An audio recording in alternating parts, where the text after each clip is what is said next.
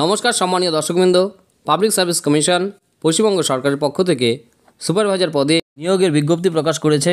এই বিজ্ঞপ্তির মাধ্যমে রাজ্যের অধীনস্থ কারিগরি শিক্ষা দপ্তরের বেশ কিছু শূন্যপদে নিয়োগ করা হবে।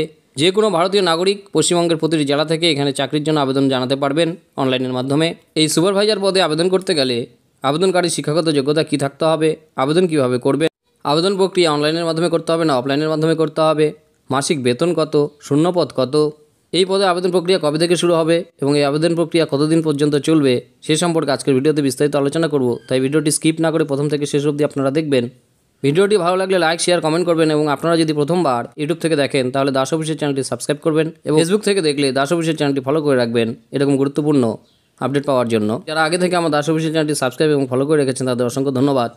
পিএসসির মাধ্যমে যে পদে আপনারা আবেদন করতে পারবেন তা হলো ফোরম্যান অ্যাপ্রেন্টিসশিপ সুপারভাইজার, যা রাজ্যের অধীনস্থ কারিগরি শিক্ষা দপ্তরের দ্বারা পরিচালিত।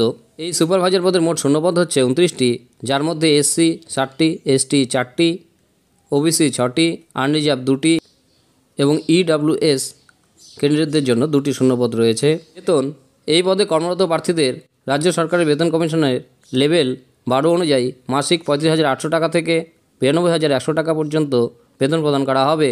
কোয়ালিফিকেশন অর্থাৎ শিক্ষাগত যোগ্যতা, সুপারভাইজার পদে আবেদন করতে গেলে আবেদনকারীকে অবশ্যই মেকানিক্যাল, ইলেকট্রিক্যাল, ইলেকট্রনিক্স, অটোমোবাইল অথবা কম্পিউটার সায়েন্স ইঞ্জিনিয়ারিং বিষয়ে ন্যূনতম 3 বছরের ডিপ্লোমা কোর্স করা চাকরি প্রার্থীরা এখানে আবেদন করতে পারবেন।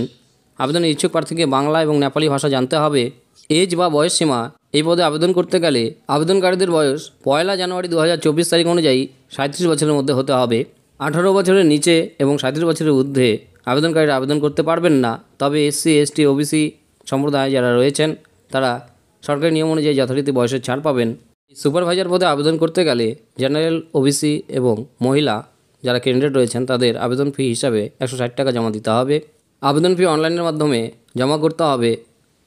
Credit card, debit card, UPI এর মাধ্যমে নির্দিষ্ট দিনের মধ্যেই আবেদন ফি জমা করতে হবে।